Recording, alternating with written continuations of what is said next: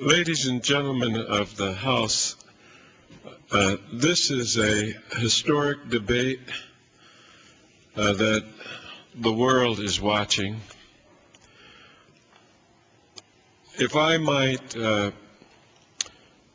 just take a moment to stroll down memory lane. It was on January the 7th, 1965, that I was administered the oath of office to the House of Representatives. It was on February 9th, 1965, that we debated the Voter Rights Act of 1965, and I pulled up some of the hearings and my modest participation in that. Strewn throughout the congressional record of February 9th, 1965, are the names of Lyndon Johnson, President, Speaker John McCormick of the House of Representatives, Emanuel Seller, Chairman of the Judiciary Committee, and I am the only member of the House who has the proud distinction of having been on the Committee of Judiciary at the time we considered this very historic piece of legislation. And so I take this time to thank three people. One is the chairman of this committee, Jim Sensenbrenner of Wisconsin, for whom I am very grateful for the cooperation that brought us together in a way we would never come together before in the original bill and in 1970, 75, 82, 92. We worked out an agreement with the House leadership, both sides of the aisle, in a very important way. And then I want to thank the gentleman from North Carolina, Mel Watt, who is a member of that committee, but more so as the chairman of the Congressional Black Caucus for the great job that he did.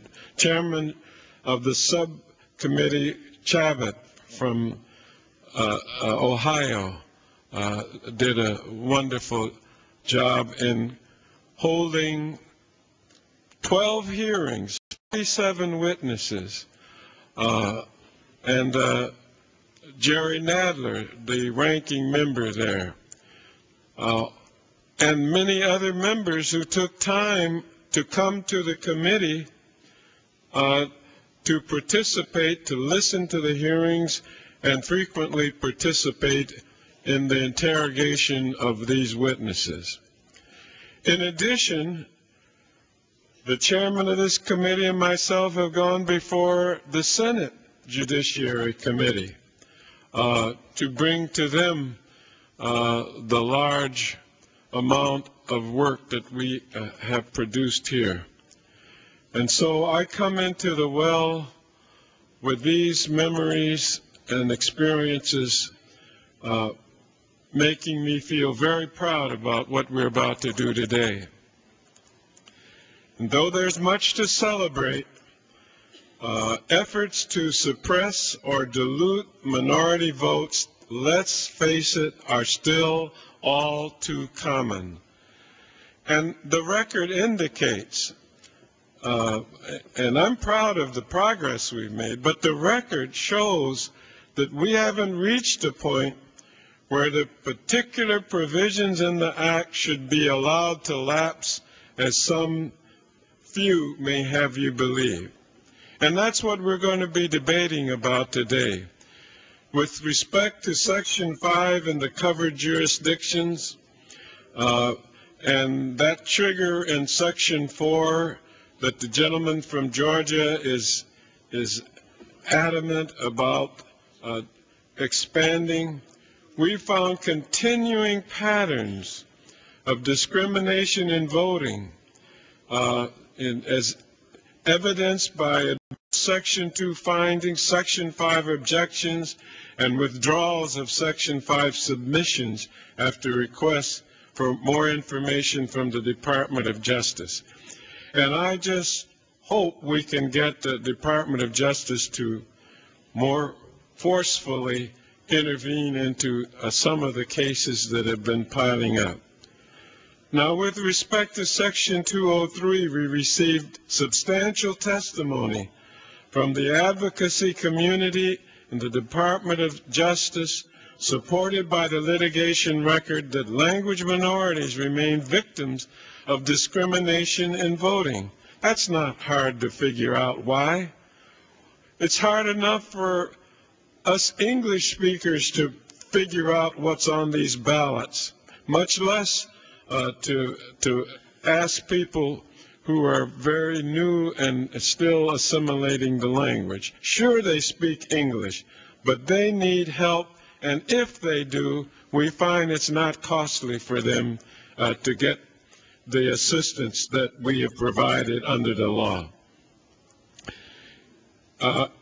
We found in 1982 a straight reauthorization of the Act would not be sufficient to protect the rights of minority voters.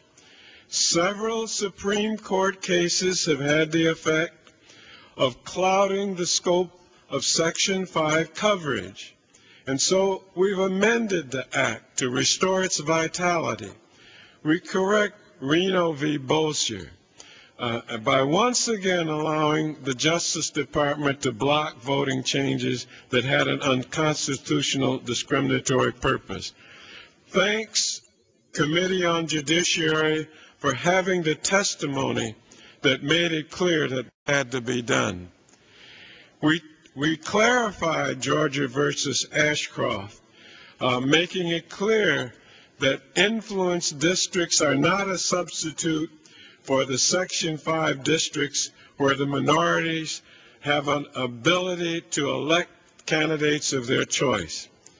And so these amendments are critical to the restoration of the Voting Rights Act.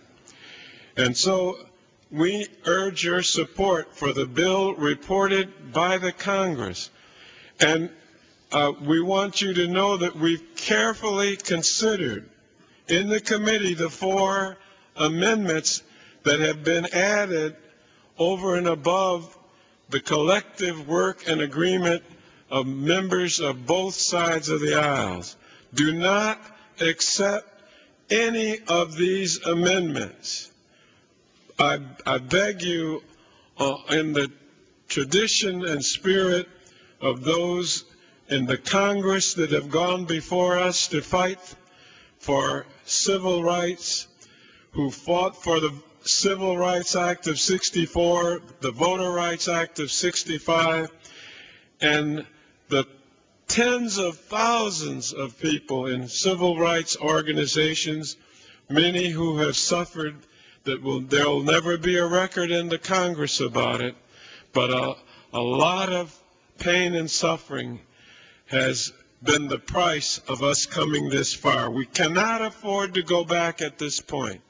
And I urge my colleagues to make this a day of distinguished, continuing American history for the rights of every citizen to cast his ballot as a voter, and the Voting Rights Act remain the crown jewel of the constitutional democracy of this country. I reserve the balance of my time. Chairman, I yield 2 minutes to the distinguished chairman of the Government Reform and Oversight Committee, the gentleman from Virginia, Mr. Davis.